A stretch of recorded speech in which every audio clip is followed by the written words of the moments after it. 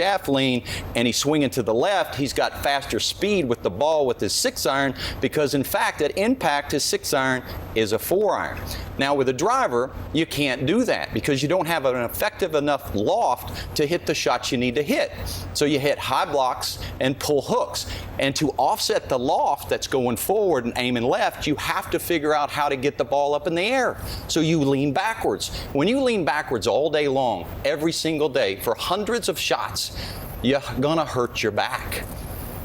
In 2000, his forward shaft lean was about this much different between where it is now and where it was then. His forward shaft lean, if this was a driver, it was like this then. It's like this now. With a wedge, he was like this then. He's like this now. And he's got all of these issues to figure out just to hit a shot straight. And in the meantime, all of that is killing his back and it's killing his game. You spoke to him after the round. What did he tell you, Noto? Well, I spoke to him at the round, and I also played 36 holes with him earlier this year, and that's certainly not the case of what's happening. I mean, I think it's a little bit overblown, as Brandel puts it, but in the context of things, it's very difficult to adhere to certain technical aspects that you're trying to achieve as a player when you're hurt. I tried to do it, I couldn't do it. Tiger Woods is trying to do it, and he's having a very difficult time doing it. It's indicative of his play, and certainly I'm not making excuses, but at the end of the day, if you can't swing the golf club the way that you're intending to swing because your body won't let you, then the results aren't going to be the kind of results that you want. He's definitely not happy with how he played, and having that sort of back pain is like having a toothache. It's always there, and every little misstep, it kind of jars your body. And I give him a lot of credit for playing, but he's certainly not playing the type of golf that he likes. But didn't he last week say the back was 100%? I'm fine, everything's good to go. And his coach said the swing changes are spot on. Everything is progressing normally. So I'm going to take him at his word when he began last week. I'm not going to look at this week. I'm going to look at Thursday, Friday, Saturday of last week. Before he hurt his back on Sunday, fair enough. Maybe he came back too soon. But Thursday, Friday, Saturday last week, he said, I'm 100%. I'm forward in my progress. I'm hitting my numbers. I've had all the reps I need. I'm 4 months removed. Things are good. I looked at that. And then I also looked at his performance. So it wasn't his back Thursday, Friday, Saturday of last week. It was not. It was not. It was his golf swing. His golf swing, in my opinion, is the reason he has a bad back, and it's the reason that he continues to re-injure his bad back. And the reason I'm telling you this is because it matters, because Tiger's important to the game of golf. I want to see him play his best golf. I want to see it again. But Brandel, last night you showed a stat where the launch angle was lower back in 2007, 2008, and it's gone up. So if it goes up and there's more shaft lean, that doesn't quite make sense. It does, because he's adding loft to his driver, and he's going this way to get it up. It would show up in the angle of descent. No, it does. You want to quote TrackMan? It would show up in the angle of descent. Also, his spine angle's going back, so he's shoving forward. In 2008, and I will agree with you on this, he did have faster club head speed. It was 124 miles an hour.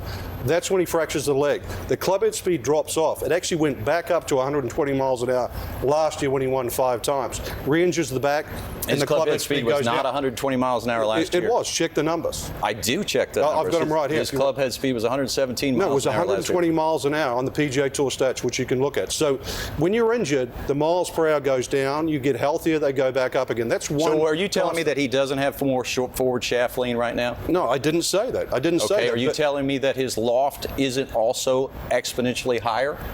No, but it's still not high enough. You just said you can quote the stats. Have you looked at the stats? Have you seen what his launch angles are? I know what it is. His launch angles are 12. Now, how does he have more forward shaft lean and a launch angle of 12 to 13 now? He doesn't put his hands as far forward as what you're talking about, Brandel. Seriously, if you're going to talk the facts, and if you want to go coach versus coach, you can't do it that way. You can't. Well, let's roll the video. We'll roll the video, and I'll bet you everything that's on this set and everything you own that his hands are exponentially further than they were forward. I am talking about injury first and foremost. You're trying to take an injured player. No, I'm not. I'm talking about a player who said he was healthy Thursday, Friday, Saturday of last week, and I'm talking about his golf swing. So you personally believe he's healthy?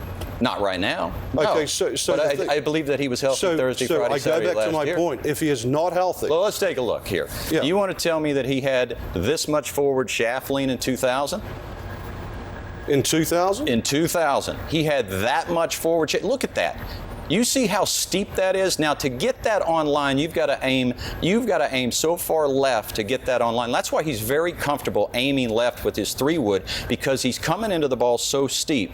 Now, to get any sort of loft on the club when you're coming in with your hands that far in front of it, you've got to go back this way. You can find Lee Trevino, you can find 100 players. And what did Lee Trevino do? The reason Lee Trevino aimed left is because he came in steep. Lee Trevino did that intuitively. He did it empirically. That's why Lee Trevino, he's trying to play like Lee Trevino right now, and he's not Lee Trevino. And oh, by the way, Lee Trevino had a bad back. Yeah, but 1 minute we quote Lee Trevino as one of the greatest strikers of the ball of all time. Lee Trevino had a really strong grip, a shut face, and he opened up and drug it down the line. You can't manufacture something for a different scenario. You can't pick a number here, low launch, and then go, okay, he's doing this. High launch, well, he's doing something else. No, the numbers are there. The numbers are there. No, well, the numbers are there. His hands are much further forward with forward shaft length, and his launch angle's 13. You guys promised you're going to break bread tomorrow? The launch angle isn't 13. His launch angle is 12.86. What, today? Okay. This year. 12.86. Okay, I'm going to check. I'll check it later, but yeah. All right. All right. No, we almost had to come in from the locker room, like pro wrestling, and just right over the top rope and break this thing up.